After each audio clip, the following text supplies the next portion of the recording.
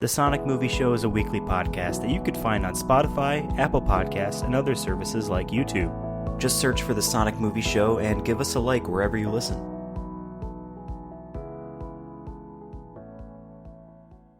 Alright, Sonic friends, it's the 33rd inaugural episode of The Sonic Movie Show, the only show that's about Sonic news, and the occasional Sonic movie news. My name is Ethan, and with me here is Devin. Supersonic. That's from the trailer of the Sonic movie. Yes, thank you.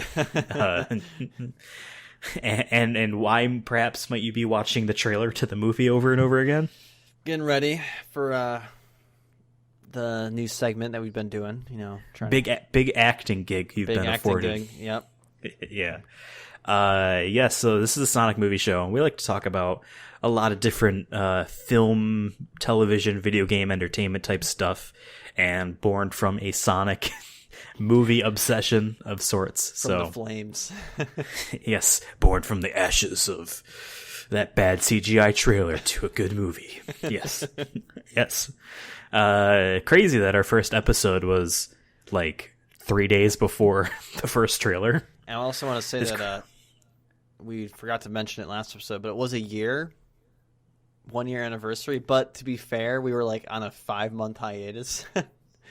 I was trying to segue into that. Thank you for taking the reins. Do your segue anyways, as if I didn't mention it. No. It's cool. It's cool. Yeah, it's just crazy that like 3 days before the trailer, we did our first episode, and now like a month and a half after our 1 year anniversary, we finally remember that. But yeah, no, it's been over a year of doing this show before. I guess right now this is the 1 year hiatus of nothing, or 1 year anniversary of nothing. But yeah, we've been doing this for a while, and it's crazy to see how our show has evolved here. I wouldn't say it's gotten any better. I think we've gotten better. It's less awkward. I think we're getting better at. I mean, we've known each other for years, so I think we're good at talking with one another. But I feel like just overall, like podcasting is still challenging. You gotta know what you're talking about, fill time. Because we easily could just be like, and that's it, and then this is the end of the show. Yeah, but 12 minutes. We come on, we gotta give ourselves a pat on the back because we stretched it out for so long when the movie was delayed because we didn't think it was going to be delayed. Remember? And then right, it was delayed, and then when I kind of put like a soft nail into a coffin, but then we punched our way out like Kill Bill. Yes, which Mythbusters proved to not actually be possible. I mean, yeah, no shit. There's so much weight on that. That is one of those where it's like, all right, I get that you want to prove it, but like, come on. We all know that that's not possible. But yeah, no, it is crazy. Like, I remember when we first pitched the show to each other, we had wanted to do a podcast forever, and I'll give some of the credit to myself, because we were like, well, we want to do something, but what would we do? Like, we've said a lot in the past on this show that there are a lot of shoot the shit type of podcasts, and it's really easy to just be another, candle in the wind on a sea of candles. That's not a good metaphor. There's a lot of them, right? And it's hard to stand out. So, like, I pitched the idea of, well, we should try to find something very specific and as a joke, make the podcast just about that one thing. And as really bad Sonic fans, we're like, hey, they're making that Sonic movie, right? That's the thing they're doing. Let's do a podcast about the Sonic movie. I remember how exactly, because I know we kind of like threw it around for like a month. I do remember it was my idea to do it about the Sonic movie, but I know we wanted to do a podcast. Like, we had been talking a while. Like, at least, honestly, like, for almost years, I would say, like, we've, like, mentioned it, and we're like, nah. And then, like... then it dawned on us about how easy it is. Yeah. Like, they let any chuckle fuck with a microphone get into your ear holes. So, that was us. We were the chuckle fucks for over a year. So, thank you for letting us be a part of your chuckle fuckery in your lives. So, yeah. I just want to say, too, do you have any other thoughts? We're historical. You want to know why? Because we're the only show to document the historical impact of the Sonic movie. And that's going to tie in to our topic that I know we talked about off air, in a way, because like this is the first real movie that we know of where the fans were so mad that it changed it. Yeah. This movie was supposed to come out November 8th, 2019. But the fans had something else to say about that. Yeah, that whole reanimation thing feels like that was so far away. Like, I kind of we wish were that never was the in main that news. world. I kind of wish that was the main news right now. I want the Sonic 2 trailer to drop and they say it's trash again. Oh my god. It's better than fucking coronavirus. God damn it. If we had remembered our 1-year anniversary, we should have named the episode "What We Want from a Sonic Sequel," because the first episode is "What We Want from a Sonic." What we movie. want from a Sonic movie podcast. Yeah, going forward. But yeah, so thanks for letting us continue to do this thing. Today we're actually going to be light on news, so we're going to actually hop into one giant topic. If you're listening to this episode on the day it comes out, in 3 days, HBO Max comes out, the streaming service by Warner Media that comprises a whole bunch of their properties for $15 a month. And it is a bit confusing about if you're an HBO subscriber, do you still get that? I believe the idea is that if you are an HBO Now subscriber, you just get HBO Max too. I just want to say that it's too confusing. It's like with Xbox and their console names. I still get them all confused. Which one's the 1S and what one's the 1X? The idea, it's really all still hinged on the fact that HBO itself is a premium cable subscription channel.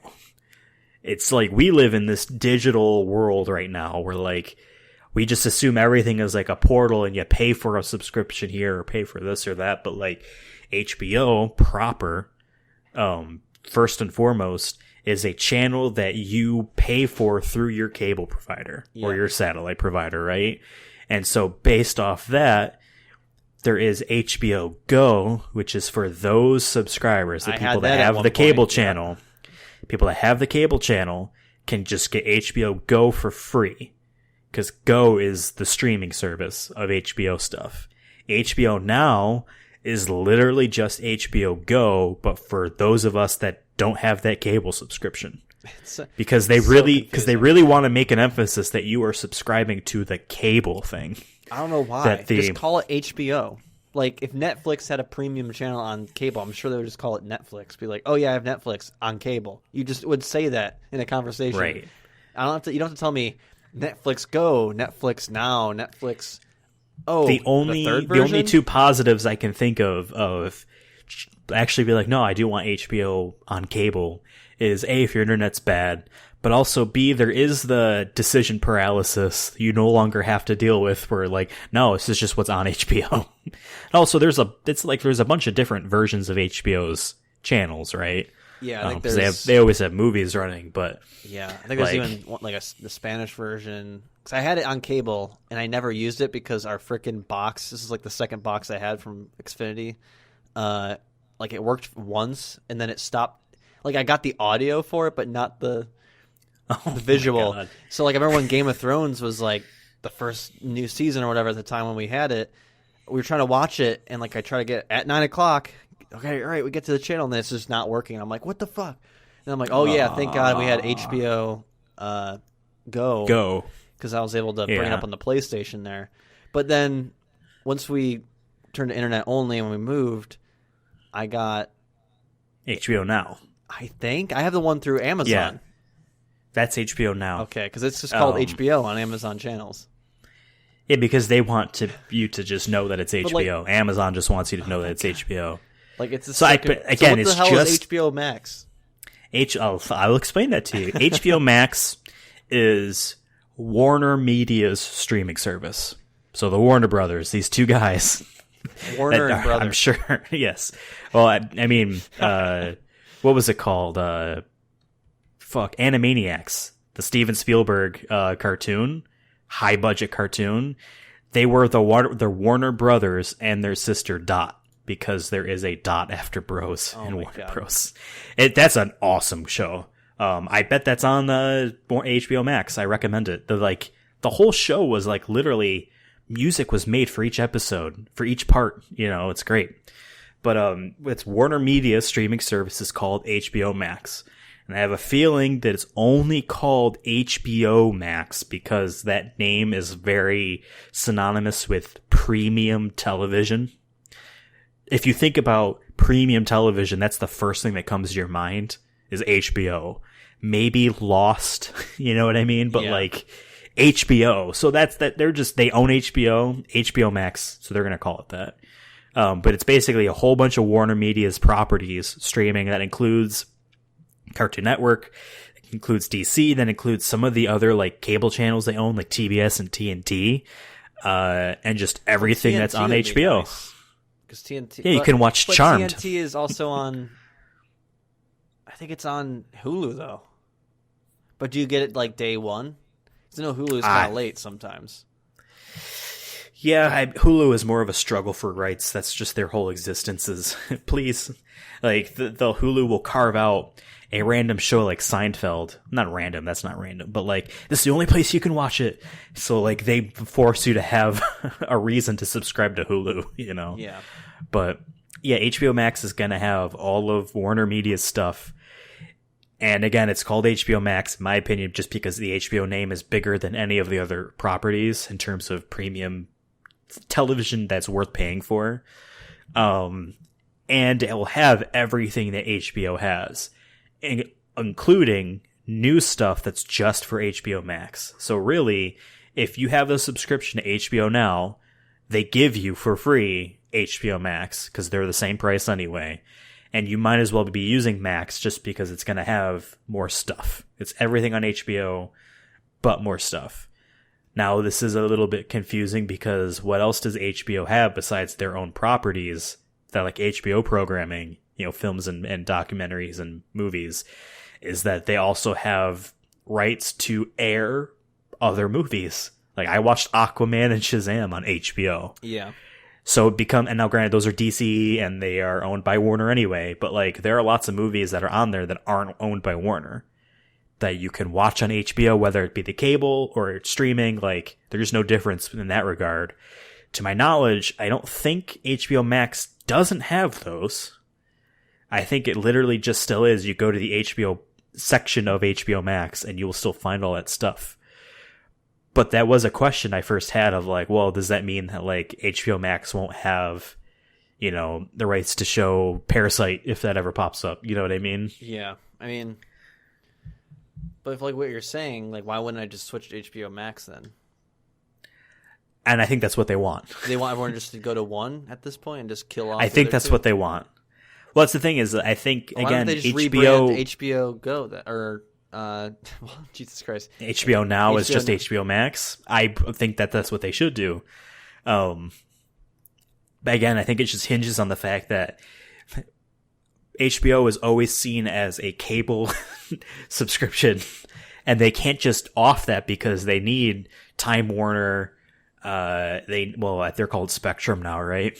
They need them. They need AT&T. They need, you know, all these actual cable and satellite providers to not be upset.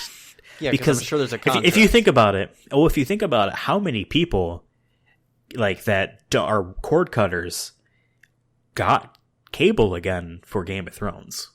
You know what I mean? I got HBO just for Game of Thrones when it came out. I mean, luckily they're like Chernobyl was also out at the time, so I'm like, oh, sick, I'll keep it for a month and watch Chernobyl. You know what I mean? But yeah, I canceled it for a little while and then I got it again, and now I have it through Amazon. I got it again because there's a bunch of stuff, but I will say this though, you might want to cancel your Amazon and start it up just as being billed through HBO itself, because I'm 99% sure, I am 100% sure that at one point they said if you are billed by HBO themselves, then you get HBO Max. Like doing it through Amazon means you're being billed by Amazon, right? Just cancel and then. But I'll wait because I don't think it's a promotion. I already I know we're gonna cover what's gonna be in it, but I think I'm still gonna wait because I had CBS All Access for like 2 or 3 months, watched what I wanted to watch on there, and then canceled it. HBO's next on the cutting block soon, just because there hasn't been anything really that's piqued my interest. Because we watched The Deuce on there by the same guy who did The Wire. Excuse me. I'm allergic to new names. Game of Thrones is over. Watchmen was on there. That was cool. So I feel like there have to be something like super cool for me to be like, okay, you know what I mean? But HBO has been pretty good with its exclusives. With their original programming. Yeah, that draws me in because like Watchmen, like I almost canceled it after Chernobyl, Game of Thrones, and I saw Watchmen was coming out. And I'm like, oh, okay, yeah. And then I got HBO initially for his Dark Materials because I loved that book series. And then I kind of just kept it because there's stuff on HBO that I've been kind of tinkering on. Watched here and there. Yeah. I'm like, oh, we wanted to see this, but we missed it in theaters. Because was it Parasite? That was on Hulu. Yeah, it was on Hulu. But I know that HBO Max is also really angling towards the gamer and the nerd. The fact that it's on Xbox and PlayStation at launch, which Thank you God. can't say the same for a lot of other things. I have a subscription to DC's streaming service. It's not on PlayStation. I have to watch it on my phone through the app, which is dumb. That's something right? Rooster Teeth should do. Like Rooster Teeth, I have to log in through the web browser on PlayStation, and then sometimes it crashes. One time it crashed my PlayStation completely because the default thing is showing a live stream, and I'm just like, just make an app. It doesn't have to be anything crazy. Just like But Rooster Teeth is coming to HBO Max, and I don't know how much of the content is going to be on there, but they're there along with Crunchyroll and Adult Swim and Studio Ghibli's stuff. I don't know what that means for those channels that are on. Like, are they just going to show like Ruby, or are they going to show everything on Rooster Teeth? Because if they're showing everything on Rooster Teeth, then I might change my mind on that. Like, I have a feeling it's just going to be shit like Ruby and what's the one with Michael B. Jordan? Shit. It's a space one, whatever. I haven't seen either of them, but I mean, if I can watch Red vs. Blue again, maybe I'll watch that on my TV because that was funny back in the day. But I mean, I haven't seen a whole lot of Studio Ghibli stuff. Howl's Moving Castle is one of my favorite movies, so I'm gonna watch that again. But like, they're all on there, so I'm gonna watch them all. It's gonna be great. But it's a huge allure to a lot of things because there's a lot of stuff on here that like everyone's gonna kind of like everyone was all on the Disney Plus train, and I think it was very successful, and I think a lot of people stayed. But like, if Disney didn't really do it for you, what was left was like National Geographic. Yeah. Like, at least here they have like Plus again, I've like been finally using, and I'm like, but that was a bundle thing. That wasn't exactly, Disney Plus. You know, we haven't really used Disney Plus. At least this has actual Warner Brothers stuff on there. This has New Line Cinema. This has HBO and DC and Cartoon Network and Rooster Teeth and Crunchyroll. You know what I mean? Like, and also like TBS and TNT. Like I said, even the CW, which has a lot of the DC's live action shows. So like, this almost seems like a more of a no-brainer of a, well, sure. I mean, it's twice as expensive as Disney Plus. Disney Plus is $7. This is $15. I think it's $15. So there's that right now. Yeah. I know I pay $15 for HBO now. I always base like my decision in the moment, like for something like this. Well, it's not like there's any like penalties for waiting. Yeah. It's not like it's not like, if you pre-order a subscription, we'll lock you into $10 until you cancel. Like, then that might be okay, let me actually think about I'm this. Probably but wait like, a week there's no or two, see how people are like reacting to it, seeing what kind of stuff is actually on it. Because I know we have some details, but we really won't know until we get our your hands on it. You know what I mean? Yeah. So.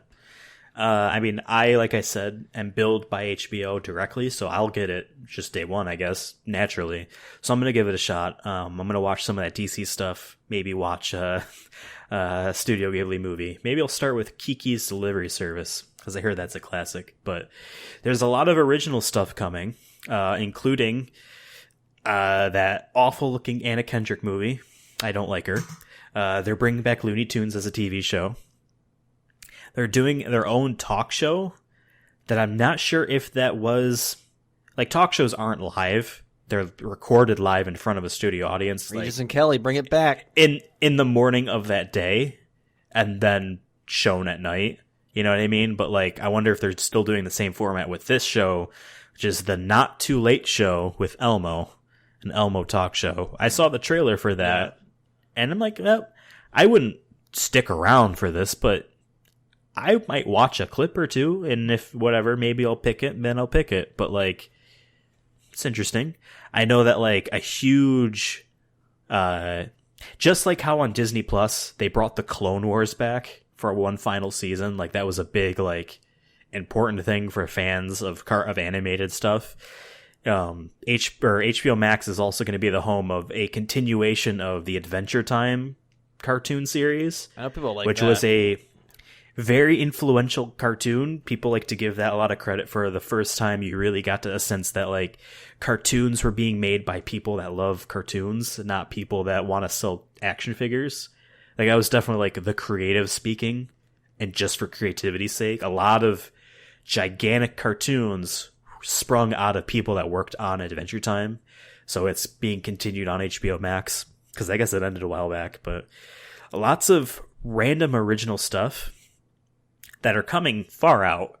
They announced like there's tons of stand-up specials, there's tons of documentaries, there's like, oh, just like how Disney Plus is like, oh, remember High School Musical? We're doing a show on that. Like they're doing like random stuff like the Boondocks is coming back. I don't know if you remember that. Like Gossip Girl is coming back as a series again. You know what I mean? Yeah. Like anything they can think of, if they can just get someone to come back, you know what I mean? Like, do you remember when on Netflix they had the sequel series to Full House and how big of a deal that was? I didn't watch it at first. Yeah. It was a big deal at first. No one wants to talk about it anymore because everyone got over it. But like Disney Plus did it, and this is doing it here, where it's just like, let's just do as much as we can to get people in the door. You know what I mean? And hopefully people forget to cancel for a little while and you get some extra cash there. And then maybe you have people who stick around and just watch random shit. Because there's definitely people who just like surf. I like to surf. I'm not as much of a surfer though, as like some people were like, I know a couple people like at work who will watch the most random thing on Netflix. And I'm like, what? Like, where did you even find this? Like, yeah, I was on like the 12th page under action and adventure, and I found this movie. And I've done that a couple times, but we've done it more when were more broke at our previous place, where like, okay, all we have is Amazon Prime. Is there any free movies? And I watched like this one movie about Daniel Radcliffe stuck in the Amazon rainforest, and it actually was like fun and scary all at the same time. And I'm like, hey, only found this because we had nothing else to watch. You know what I mean? So, but yeah, my only concern with all these streaming services is we're just going back to square one of what channels were. And people are just eating it up anyways. People are complaining, oh, the sports package is too expensive. I agree. But now we're just going back to just, okay, well, I have Disney Plus, but don't have HBO, but now I'm missing out on Game of Thrones season 20.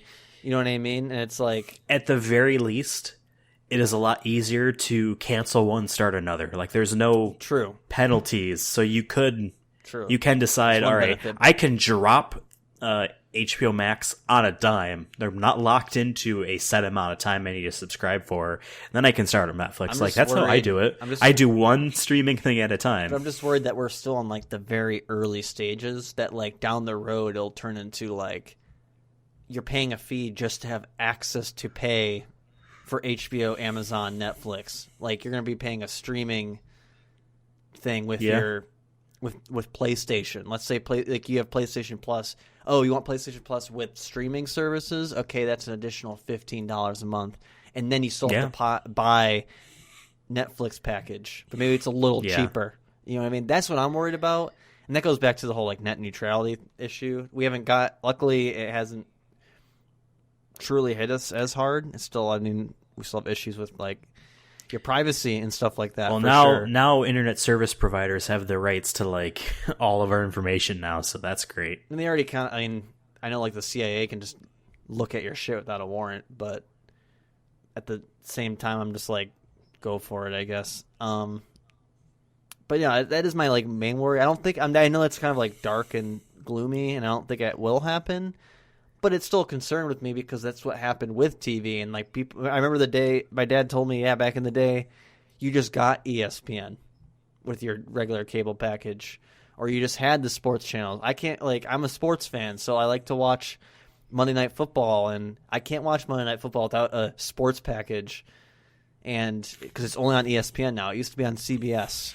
Paying $100 to just watch in addition to whatever you pay for DirecTV just to watch the Sunday NFL ticket. Yeah, and then there's blackout restrictions, but that's a whole other issue. But I'm like, still, if I want to watch HBO, that's another $20 on my cable, and that's when people started cutting cable.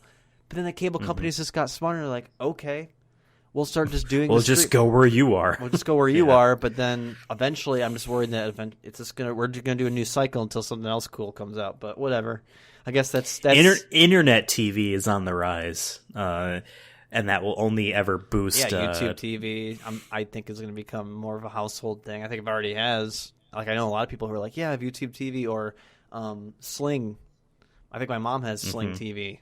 You know what I mean? I was doing PlayStation TV, and before they shuttered it for a bit, so that's gone now. But lots of them are going to be on the rise. Like, it's going to be more commonplace that you get your TV through the internet, and like the idea of paying for cable, like, it's one of those things where, oddly enough, it's a lot easier to understand how the internet works than explain to me how watching ESPN through cable works. Yes. How does that work? You know what I mean? It just seems complicated. It is complicated. That's why. And now, granted, we are 25, so we are millennials, and we have not lived through the 3-channel history of our forefathers. But to me, it just seems like a lot simpler to placate information through the internet. I also think that one day, like, because right now cord cutters like to do the whole antenna thing, and I might actually do that this year for football, because I heard that the quality is just as good as, like, if you just got a regular TV package. Because I don't have TV this time, and I know Amazon sells a DVR just for antenna stuff. Yeah, and I'm thinking of just maybe getting one of those. Personally, not saying you should, but you can also just find most football games on the interwebs, certain places. It's not too hard. If you really want, you can find it. Yeah. If quality is not something that you take on the highest regard. I was watching it on my computer last year, and, like, it was fine, but there's something about just watching football on the TV that I haven't got since I left from college. And I would love to just watch the Ravens in HD. So, but that goes back to the whole, like, sports are having this huge issue right now, and I think eventually they're going to have to cave. That they're having an issue where they're signed contracts with these big cable companies, just like, you know, HBO probably has, where, like, you have to play this on television. You have to play it on Channel 8. You know what I mean? Mm-hmm. And I know, like, with local sports teams for most of the leagues, I can buy a Sunday ticket, but it doesn't play. Not Sunday ticket, but doesn't actually play everything. It doesn't play local teams because they assume you have that channel. And I ran into that issue where I used to watch the Orioles. I used to have MLB has this package where you can buy a single team or the full MLB, and I used to either do the full MLB or the single package, and I used to do the Orioles when I was in PA in college. But as soon as I came even, like, near the border of Maryland, it's by location. They'll be like, oh, well, you're in a broadcasted zone, so you can't watch it due to blackout restrictions. Basically, the TV has they have a contract with the television to be like, if they're in this zip code, hey, it's on them not to have the TV channel, which is so stupid. They're losing so much business, and then people are just streaming it illegally and watching it there. Because I would gladly pay $10 a month to just watch my Ravens on Sunday. You know what I mean? And not have to worry about, oh, where am I in the world right now? Like, just give me, like, a way to stream it on my PlayStation in HD. It doesn't have to be 4K, but it can be, like, you know, 1080 at least, or have like a premium one. But that goes back to this. There's, like, just so much stuff right now, and I'm just worried that, like, we're gonna get to a point where I think they're just gonna turn off TVs. There's gonna be no more channels. It's gonna turn to internet. I feel like that is the future, right? That's where we're heading. Before that happens, it'll definitely crash down to being a race to the cheapest. So it might be worthwhile at some point in the future to try to do cable again. Because if you think about it, like, the idea with all of these streaming services all competing, and where's Saving Private Ryan? Where is it streaming for free on one of these? Do I own the one that it's on? You know? Yeah. The pitch of like, here's a giant buffet of all you can eat TV called cable, and it's simple, also sounds like something that's worthwhile, but it needs to actually be that, you know? But like a lot of people end up coming back around to cable because turns out getting Netflix and Hulu and Amazon Prime and HBO, these people are all idiots if they want all these things all at once, you know? Yeah. They end up going back. So. There's also like technology that we don't have yet. Like a lot of people don't forget that Netflix isn't out. Like you just can't get Netflix in Alaska or like the certain parts of the world. Certain parts of Midwest. That's what 5G is supposed to help us with, but there's a lot of infrastructure problems with that. I mean, that's an America problem. Like that's like a 5 years out. 5, 10 years, maybe even 10 years. Who knows? Who knows? To be proper, yeah. But something else that's a year or so out is one of HBO Max's biggest tentpole things, I would say. The Snyder cut of the Justice League. The 27, Joss Whedon ended up directing this film. It's terrible. I like the DCEU a little bit. I actually came around on Batman v Superman. I know this is insane, but I actually, having watched like the 3-hour version of this movie, I actually kind of like it a lot. I would be interested to see a Zack Snyder version of Justice League, even though I think he is kind of a full of himself director, but at the same time, I feel like that's kind of fascinating. In any case, Zack Snyder's cut of the Justice League won't come out until next year, and there isn't even really any concrete plans on in what form. The budget on this, do you know what the budget is for this? I heard it was like 20 to 30 million. Yeah, it's 20 to 30 million they're spending because they're getting all the people that worked on the film to like recut, re-edit, recolor. You know what I mean? Like they probably are going to do a better job on Henry Cavill's face, CGing out that mustache. Like people forget that the Justice League they spent $300 million making that film. Movies rarely go above that. Sonic was, none of the Marvel. For people at home, Sonic I think was what, under 120? What's 120 million? I think for budget. Oh yes, it was a lot more under 120. It was like 90, I think. Yeah, so like put that in perspective. I mean, Marvel movies don't get up to 300, but Justice League did, and it did not show. And so maybe adding another 30 is going to help that. But the crazy thing about this, so Zack Snyder claims that what we ended up seeing was about 1/4, maybe even less than what he actually filmed and did. He's not even certain if this movie, if his cut is going to be a 4-hour film or a 6-part series. Oh my lord. He doesn't know what form it's going to take. I am fascinated with the idea of this, and I'm going to watch it. Like, if you watch the trailer for Justice League, a lot of those scenes are in them, but done in different ways. Like, how Batman meets Aquaman is a lot different than how they ended up doing it in the final movie, because I think in the final movie they just wanted him to get in the team quickly, and they wanted it to be kind of funny. But in the trailer, it was kind of serious, and like Batman's like, there's a guy who comes in with the tide and leaves with the tide, and he saves, these people, but no one knows who he is. Do you know who he is? And Batman knows who he is, right? But then it's kind of a funnier moment in the movie. Joss Whedon was basically begged to by Warner Brothers executives to just do the Avengers thing, please, and save our franchise. And that movie is terrible. I don't know. I mean, you haven't seen these films, right? What ones have you seen again? Shazam, Wonder Woman, and okay. I think the two good ones from like 2013 was Man of Steel. That was the first one in this line. I might have seen parts of it on like something on cable. It's an interesting film. Again, like Zack Snyder is an Ayn Randian loving libertarian type of person. I think he misunderstands a lot of, let's say, Watchmen and the Watchmen movie because he has that view. That type of person's view on Superman, a very altruistic person, is interesting because the idea of someone like, Ayn Rand thinks altruism is the worst thing ever in the world. The idea of doing something good just because it's the right thing to do and it doesn't give you any personal gain or anything like that. She saw that as an awful thing. And to see someone that likes her work do a Superman movie is fascinating. But you saw Shazam, you saw Wonder Woman, and I thought you saw Suicide Squad, right? Oh, I did see Suicide Squad. You're right. Yeah. I rented it on Redbox like in 2016. And that's the worst movie in them. 2015. Completely.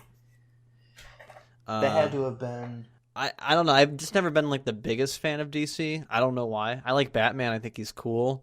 But like any of the other ones, I'm kind of like whatever. I've never found Superman cool. I know the reasons why you like him, and I'm kind of in that boat of people I know you kind of hate about Superman, where I'm just like I don't care because he's so powerful. You know what I mean? Like I like characters who aren't very like they have maybe superpowers, but they're not like I'm one of those people. I guess not really because I don't. It's not like I'm like super passionate about it. Just like I've never really liked Superman because on the surface, I just see him as like a super powerful god, basically, that is indestructible, you know, and I'm just like, I've never been interested in him. It's more on me than anything, because I know how you've talked about him, how you like Superman as this character that, like, yeah, he is super powerful, but, like, you know, there's implications to that, and I just never really think about it that way. There's not many DC characters I like, but I mostly grew up with Marvel, reading Marvel comics. I think it just has something to do with that. Like, Spider-Man's my favorite superhero. You know what I mean? And like, that's a lot that's a lot of people's favorite superhero, or people will be like, oh yeah, Spider-Man, he's cool. And I think I just relate more to Spider-Man than I do Superman. And I feel like I need to relate to characters more. Well, the types of characters are different. It's a different perspective on what's a superhero. Marvel is about showing characters with flaws and overcoming them. And DC is more of these characters are flawless and we need to look up and aspire to them. So they're two different sides of what a superhero is. Probably why I've been more of a Marvel fan than DC fan. I can appreciate DC because you're full of flaws.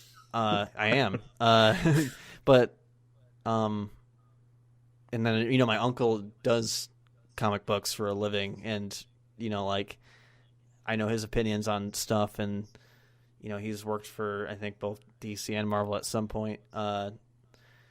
But it's like I just never seen any of the movies because most of the time those movies are coming out. I didn't see most of the Marvel movies until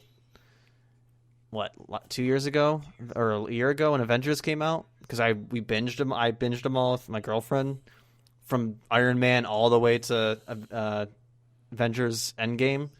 You know what I mean? Mm-hmm. So like, but I was already interested in it. When DC, I heard they're bad, so I'm like, I don't want to sit down for 2 hours and see a bad film. I heard Wonder Woman was good, so I sat down and watched it. I'm like, okay, cool. Did I think that movie was amazing? No, I just thought it was pretty good. And I saw Suicide Squad. I'm like, wow, this was all right at best. It's terrible. Yeah, and like that was it. You know what I mean? I've never been super interested in like Flash. The closest to interest for me for DC was Mortal Kombat versus DC Universe on the PS3 or whatever. I remember that game. I played it. I remember that was like right before Mortal Kombat got actually good for the first time. I played that for a little while, and like that's to me like the most I've encountered with DC. You played Batman Arkham Asylum, right? No, I have them on Epic Game Store though. You never played that? I think I thought you did. I didn't. My brother did though, because we had it. My brother played it. That game is awesome. That is, in my opinion, one of the best types of Batman things. I was gonna say I did see all the Dark Knight trilogy, and I did like Dark Knight. Christopher Nolan movies, and I like Dark Knight. You know what I mean? But to me, outside of that is the DC universe. To me, it's just like, okay, I'm glad you like it. It ain't my thing really, but I also haven't got a truly a fair shot. But when people tell me it's bad, I'm like, why should I bother? Like, no one's convinced me to be like, yeah, Justice League, man, you should be hyped. Like, everyone's been like, man, Justice League was trash. I'm like, it was. Maybe I'll sit you down once and we'll watch just Man of Steel and just Batman v Superman. Because again, I had to buy the Ultimate in order to get the Ultimate Edition to stream of Batman v Superman, the 3-hour cut, you need to buy it for $17 on Amazon Prime Video. So I need an excuse to watch it again. But I don't know. I mean, it's just like, so like when this whole Snyder Cut thing, I've always seen the meme or whatever, and like, I know assholes have used it and like weaponized it against like Joss Whedon and whatnot, and that's not cool at all. But also at the same time, I go back to this. Fascinating. I'm glad everyone's getting what they want. I'm all for it. Cool. Yeah. Sonic, we got a good Sonic movie from feedback. But this goes back to our conversation we've had in previous episodes of Sonic Movie Show, is that how much power should the fans have? You know what I mean? And when can we just admit that something is bad and move on? Like, people were wanting a redo of the Game of Thrones ending, and I'm like, if you're that mad, just... I would say read the book, but you can't. So, or no, I'm just saying just move on. Like, it's not the end of the world. Like, I hated the Rise of Skywalker generally, and I'm just like... The Lost. People were mad about Lost, but like I remember my mom and dad were mad about it, and then like they're like, okay, whatever. And you move on. You find something else to love. It's no different than like, I love this TV show, but man, the season just ended. I have to wait a whole year. There are other things that you'll love that are coming right around the corner or already. And it's okay to like or, bad stuff too. Like I feel like people feel like, oh, I can't like this because it's bad. The thing I like has to be great. Yeah, and it doesn't have to be great. It can suck. I like a lot of. I love Godzilla, and most of the movies are bad. Like, and it's okay. I can admit it. All of them. We're Sonic fans, and we admit most of the games are bad. All of them. So like, I'm happy for the people who wanted it, but at the same time, I'm like, are we just gonna bend over backwards for, or not me, but I guess these filmmakers are just gonna be like, okay. Here you go. It comes down to the people with the money, and do they think that they can make? That's what I think it's coming down to. I don't think they actually give a fuck. Give a fuck. They're like, these people are so riled up. Let's give them what they want. But really, like they could throw another. What if it's bad again? Why do you keep making excuses? Then they have the opportunity to do it again. Think about it. I mean, like, I wonder how much money does Warner Media think that they'll make off of subscriptions to HBO Max just because of the Snyder Cut? I find it weird that they're going to wait. I guess they're going to pull people in, but I'm like, why a year? It'd be different if they're like, in 3 months it comes out. You know what I mean? Because then they can really... I honest to God thought it was going to be at launch. Yeah. And then I was like, wait, they haven't actually like started? Yeah. Even talk, like what it was like last year. Maybe they threw that for in. some reason. They convinced all of the main actors in Justice League to tweet "release the Snyder Cut." To tweet hashtag "release the Snyder Cut." I thought that was like, and it's coming to HBO Max day one. You know, it's not. Yeah, I'm guessing they just wanted to throw that in there just to be like, here's all the shows that you can watch. I feel like it wouldn't have gained as much traction because it just would have been another like, oh wow, another streaming service, cool. And then, but hey, let's throw something in there that's controversial a little bit. Release the Snyder Cut. I think this is just the whole marketing thing, 100%. Yeah. Do you think Warner Brothers actually gives a shit? That's to me. I know. Well, actually, I think they're looking at it. I think they do give a shit in the sense that, like, I think they realize that they fucked up by trying to rush a universe out of DC, a film universe, and that there is no canon now. Like, they want to distance themselves from this canon, but they can't take Wonder Woman out of the canon because that movie was good and people liked that. People liked her movie. Regardless of if it did a lot of money, the people liked that. The sequel is a part of her canon, but it's already contradicting some of the other canon. Well, because Birds of Prey, which I haven't seen, says that they don't care if it's not in canon. It's a sequel, I guess, but it's not. And Shazam you saw that movie. They imply that Superman, the Superman from the Justice League and all that, it now knows him. You know what I mean? So they can't just be like, this was never a part of that. because it just kind of has to be. I think because Justice League was so bad that they just had to backtrack, but now they're trying to retrack, and it's just like, see, they've been backtracking since Batman v Superman. I just think apparently Suicide Squad was going to have a lot more Justice League setups in it, but they panicked and they cut all that shit out. And then Wonder Woman, thank God, had nothing to do with any of that stuff. But then Justice League was supposed to be like two movies, and then they had Joss Whedon do his Joss Whedon thing. And I hate to compare it to Marvel, but the reason... No, but you shouldn't have to hate it, because it's the most able and apt comparison. But here's what I'm going to say is, like, yeah, Iron Man was good, but Hulk wasn't that great. Thor wasn't that great. But guess what? They rolled with the punches, and they fixed some things. Later on, they made Thor 3, Thor Ragnarok. And they just were like, you know what, fuck it. I think it's okay to embrace the bad. If you do it in a way where you make fun of it, or like Thor Ragnarok. And I think you're right. You're 100% right. While I do not like Man of Steel's portrayal of Superman, I do find, and I don't like Zack Snyder's worldview, just in general, I do find it very fascinating, and I find it interesting, and I am disappointed that they didn't just continue that stuff. Like, they rolled back as soon as the backlash to Batman v Superman started. DC as a company changed. Like, all of their characters are like Batman in the sense that they need to be self-introspective and moody and hate. No, the Flash can be fucking fun. Superman can smile. It's okay if he smiles, he doesn't have to be like Batman. Super serious, because I'm a hero. Yeah, exactly. And Superman has super hearing. He can hear so many different crimes and cries for help, and he has to choose to shut all that stuff off and focus on his own life and the actual, important stuff to save. That would be an interesting thing, and that is self-introspective, but at the same time, he can be happy. You know what I mean? It doesn't have to be like the weight of the world on his shoulders, and that's what Zack Snyder's vision of Superman was.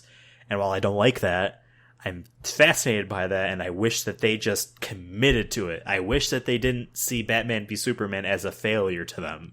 It was commercially, because it didn't do as much money as they wanted, but they shouldn't have looked at that as a failure of storytelling and then just rolled with the punches. Because Justice League got fucked up. That movie could easily be a two-parter where one part is the getting the team together and the threat can be minor. And I have a version of that story in my head, and that could be cool. Who knows, maybe Zack Snyder will do that, but they just fucked up. And it's honestly more on Warner Media than it is on Zack Snyder. Yeah, I feel like they just tried to match what Marvel was doing in all the wrong ways. But granted, I haven't seen them, so I can't really say that, but just from what I've heard, there's a couple Marvel movies that aren't that great, but guess what? They just found a recipe, but they had to try that recipe. It wasn't like they just knew it right away. It was kind of lucky they had Iron Man in the beginning, but then they dropped Thor right after it. You know what I mean? So, or Hulk. Well, Hulk then was Thor. It Hulk? Wasn't Hulk first? A month before? Or was it the other way around? Iron Man, and then the month after was Hulk. That's right, okay. Then a year later was Iron Man 2, then Thor. Yeah, but I don't know. I still think... I think we're still in this weird time, though, where I'm just a little nervous with being anytime something's bad, we gotta remake it. You can't expect that out of everybody. You know what I mean? And for people who are weaponizing it, well, fuck you. Yes. And also, again, we have to remember that, not only did Warner Media... I keep calling them Warner Media because of HBO Max. Not only did Warner Brothers change Zack Snyder's vision to make it more palatable to consumers in their view, Zack Snyder's daughter also died during that making of that movie, so he stepped off because of that.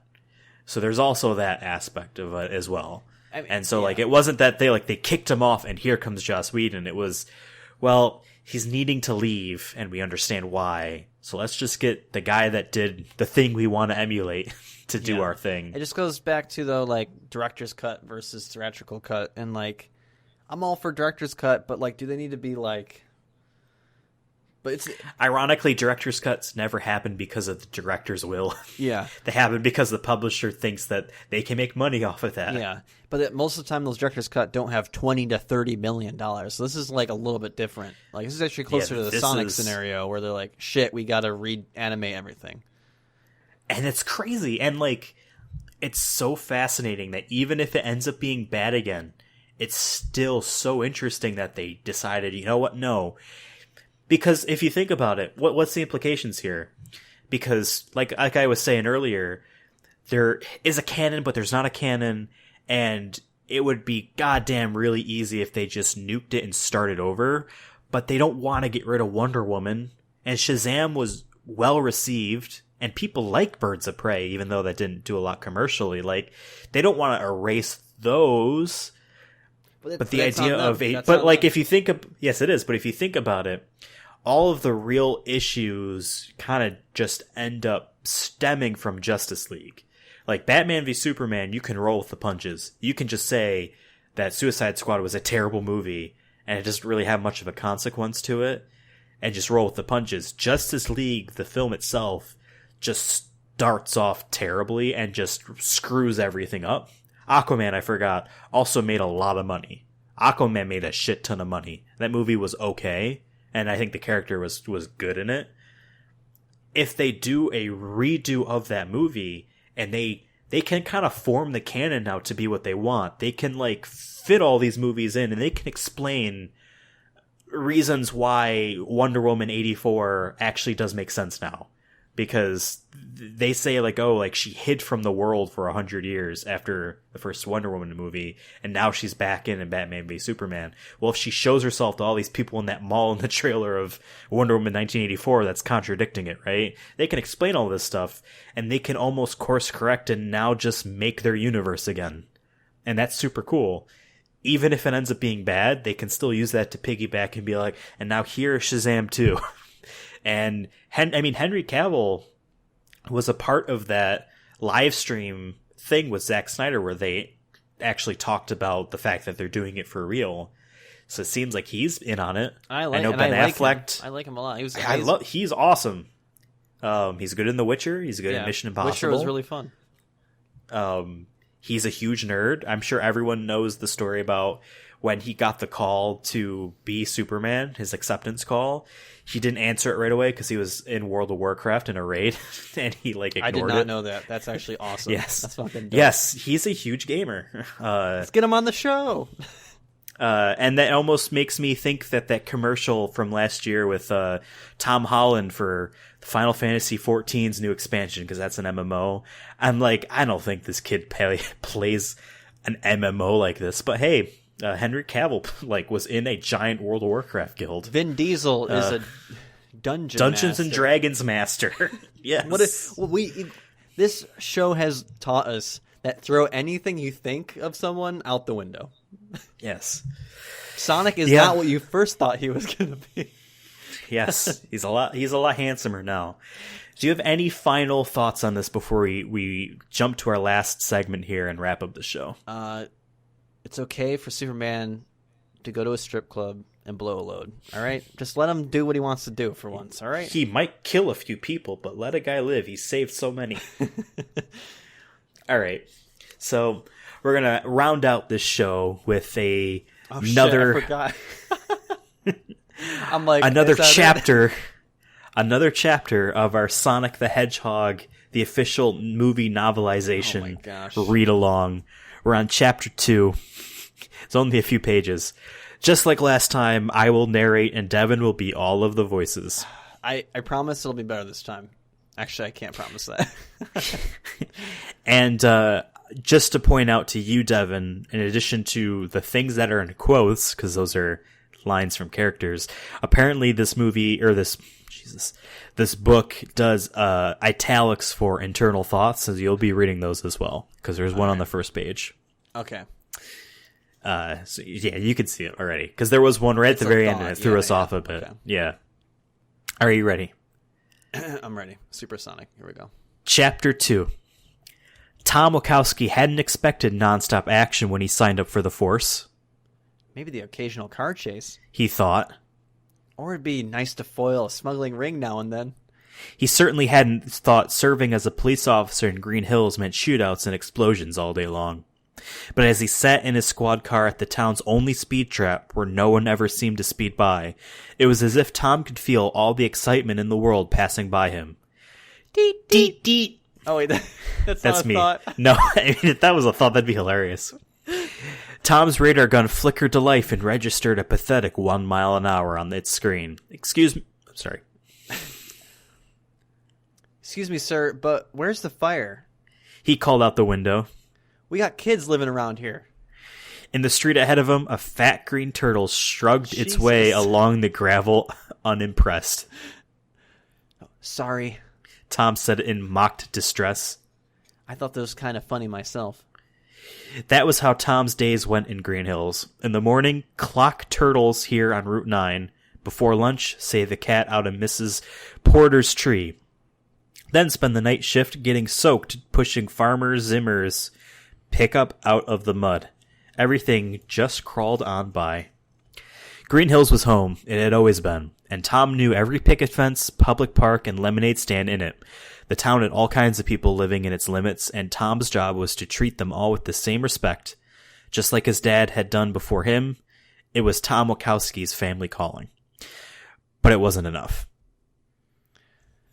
Sergeant Sprinkles, Tom said, leveling his eye on the plastic donut cartoon character that sat on his dash. If your investigation turns up anything happening in Green Hills, anything at all, please forward it to me immediately so I don't really lose my mind from boredom. The plastic figure sat inert. Best cop on the force, said Tom. Deet, deet. The red numbers on Tom's radar gun lit up. He straightened up in his seat and checked the screen. 283 miles per hour? Tom asked while checking his rearview mirror to see all of 0 jet planes speeding down the road. The thing must be broken. Deet, deet. The radar went off again in his hands. This time it read 296 miles an hour. Tom gripped his steering wheel as if a tornado might pick him up off the ground. He waited, but nothing happened. Suddenly, a shadow zipped across his rearview mirror, but it wasn't on the road. Something was lurking on the shoulder. Some prankster out to play with Tom's relaxing afternoon. Tom spun around like a gunslinger in the Old West and pointed his radar gun right where he thought he saw the shadow. Deet, deet. 299 miles an hour. Things were getting freaky now. I better check this out, Sarge. Tom said as he opened the cruiser door and stepped out. Cover my 6, partner. In a flash, a swirling dust cloud kicked up around Tom. Deet, deet, deet, deet, deet, deet. The radar went crazy. 300, then 302, then 305 miles an hour. Then suddenly, went the wind. That was not schwoom. Blowing Tom back onto the gravel ground. Bloop! The radar gun went off in his hands, but this time it didn't even register a number. Too fast to even clock. Sarge, you better call this in. Tom said as he stood up, but his plastic partner was more absent than usual. Sergeant Sprinkles had disappeared into thin air. Tom crept around the cruiser. The gust of wind that had knocked him down had blown away from the road like the smoke trail of a rocket. An eerie calm hung over the scene as he stepped off the slope away from the road. Here and there, the grass was flattened down, making a trail up into the woods. With slow steps, Tom walked up the path until it stopped in the middle of the hillside. There was a circular divot there, like a launching pad. Around the ground was warm, and sitting in the middle of the flattened blades of grass was something glowing, something blue. Tom picked it up slowly. It shimmered in his hand like something electrified, but it didn't hurt. It was a needle about as long as Tom's forearm. Or was it maybe some kind of quill? Well, it's official, Tom, he said to himself. You caught the crazy. It's time to get the heck out of Green Hills before the condition becomes permanent. And then there's a whole bunch of arrows. The rest of Tom's day delivered the same mix of boring and oddly mysterious. He played crossing guard for the town's most beloved raft of ducks. Quack, quack, quack, quack. And things were looking up when a code 674, disorderly conduct at the localing water hole, came in over the radio. Maybe he'd get to do some real police work and not just play Animal Control. And I swear to God, I almost read that as Animal Crossing. I know, I read it too. But of course, it was just Carl again. Don't laugh at me, man. I seen it. Oh no, hold up. This is Carl. Don't laugh at me, man. I seen it. I seen it clearer than everybody ever has. The old nut was harmless, really, but Carl upset people when he got too animated about his conspiracy theories. Didn't help that certain folks in town egged him on, too. Where's 20? It's happened again. Oh, there it is. So if you saw this thing, Carl, what exactly did it look like? The bartender smirked as Tom walked up to the small circle of patrons. Of course you guys called me for a story hour. Tom said. Why would anyone in the town hall... Oh, no. Why would anyone in the town call the police because of actual danger? Oh, Tom. Thank goodness you're here. Carl leaped onto a chair to tell his tale with shaking hands. Oh, shit, that was Carl. God damn it. Who's the bartender? I don't know. It's behind the bar. That's just the thing about the phenomenon on the edge of Green Hills. It's a blur, haunting houses in town and making mischief. Disappearing pies and TPing your houses at night. He's a blue devil, I tell you. He's here to terrorize this town. I'm sure you saw something, Carl. Tom led him outside while thinking of the quill that still sat in the back of his car. I've got to hope something is happening in this town. Later, he pulled his cruiser into the driveway as dusk fell. Tom heard a scratching behind his trash cans again. Trash pandas! He called into the bushes, and then walked in to find Maddie curled up with a book and her favorite yoga gear. Doctor, what's the most humane way to eliminate raccoons that will also put the fear into various offspring and familial relations? Don't you dare hurt those poor creatures, Officer Wachowski. Maddie said with a smile. She held up an envelope from her perch on the couch. Besides, you got bigger fish to fry. No way, is that... Tom rushed to snatch the envelope out of her hand. Unless someone... It's hard to... You're still in 24. This is the very final line. I know, I'm trying to go to the next one and read it fully. Because it's a continuous line. Unless someone from San Francisco is hitting you up for money, it looks like it. Tom hesitated. It's small. Is that bad? Should it be bigger? There goes Downing Tom again. Maddie said as she rolled her eyes. You're worse than me when I applied to vet school. Just open it. Tom slowly opened the envelope, then read the letter out loud. I guess you should just read it. In all caps. We have reviewed your application to the San Francisco Police Department and pending intra-departmental review and background check. Tom squeezed the paper in his hand. We're happy to inform you. I got it! He yelled. They kissed and danced around the kitchen. Maddie brought out a cake she had baked him and tossed the backup one in case he didn't get it. But she never really doubted him. Maddie always backed Tom 100%. She announced her plans to fly out immediately to start scoping out places to live in America's toughest real estate market. It's honestly actually really true. Tom felt a thrill at the idea of leaving, but also the sting on his nerves. Later, after she had gone to bed, Tom snuck out to the garage and stared at his vision board, a massive picture of San Francisco's Transamerica Pyramid building shining over the city. That's where the action is, he said to himself. Far away from Green Hill. Smash! Tom ran towards the door with hopes of nabbing a raccoon, but all he could see was the lid from his overturned trash can rolling away in the distance. Dun, dun, dun. Let me get the sound of the closing book. There we go. That was chapter 2 of the Sonic movie, official movie novelization. Oh, man. It's getting... so exciting. There was, I don't think, anything really different, besides the fact that they didn't, some of the gags were, not in it. Like, the cake thing wasn't really in it, but it's kind of hard, I guess, to explain in words. Yeah. The joke, wouldn't be funny, I guess. So far, so good, dude. And they call the turtle fat. What the fuck? Huh. I remember How someone... are turtles fat? They all look the same. They're either big or large. Whoa. And small. But I guess that's a tortoise. Yeah. But it's not fat. It's not like they're skinny turtles. Yeah, I mean, all they do is eat pizza, so... True. Yeah. Well, this has been episode 33 of the Sonic Movie Show, a weekly podcast that you can find on Spotify, iTunes, Stitcher, YouTube,